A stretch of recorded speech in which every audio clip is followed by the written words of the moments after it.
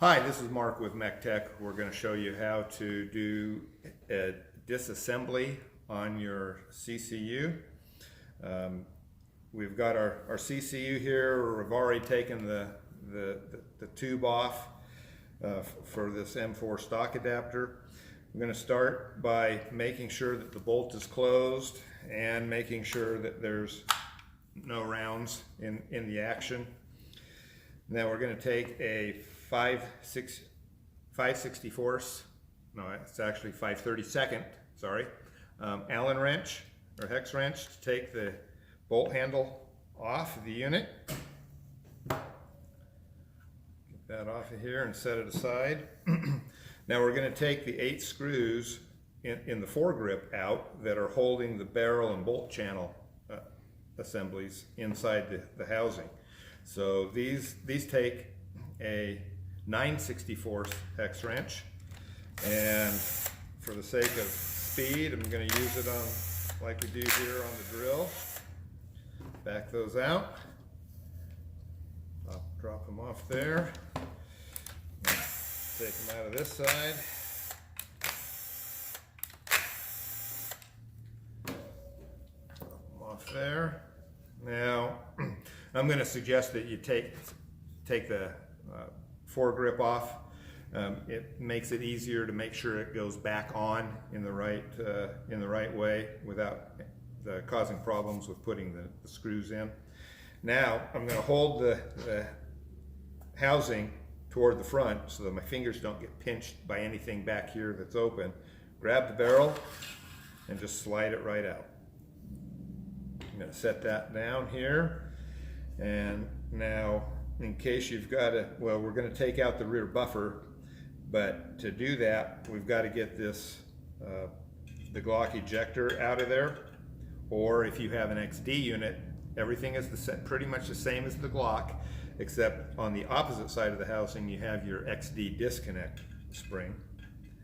So you'll be doing this either way. I'm going to break that on there. That's got a little bit of Loctite 242 on it, so it should pop, but sometimes it takes a little extra elbow grease on those, and that'll come out.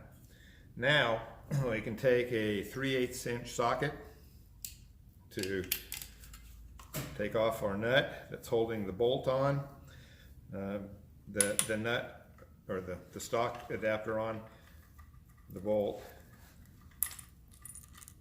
Take that off there. That's the same nut that's on our fixed stock adapter. On our telestock, it's different. I think it's a 1/2 inch socket that you'll need to back off that telestock nut. And then your rear buffer will just drop right out through the housing. Now, there is one difference with the 1911s, at this point. Let me show you that.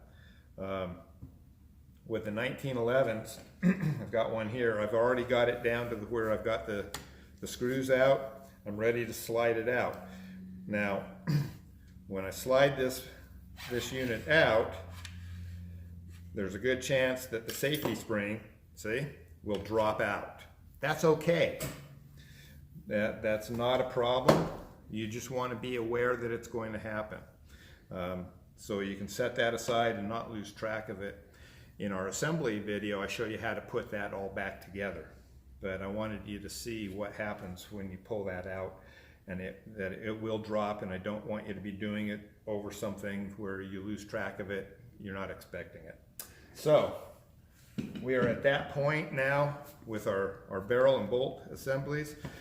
To take this spring off, you don't want it to snap hard and get away from you. It will deform the spring. So you can use a dental pick. Those would be real handy, and you can get them at hobby stores, craft stores. We made one because we had the idea, and instead of running to the store for something, we just took a small flat blade screwdriver, heated it up with a torch, and bent it, and then cooled it. So we made our own little pick, and you get that in there in the front part of the spring. And I hold the back end so that if it does snap, it doesn't really get away from me.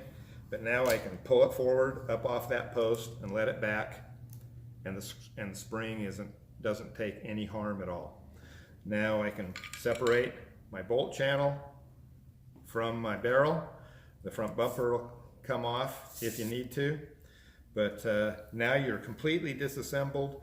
We don't recommend that most customers take out this insert. It's held in by roll pins here, either spring roll pins or solid pins, and that's just a little bit more than we'd like to see customers generally doing. If those need to come out, chances are you need to be sending this piece in to us.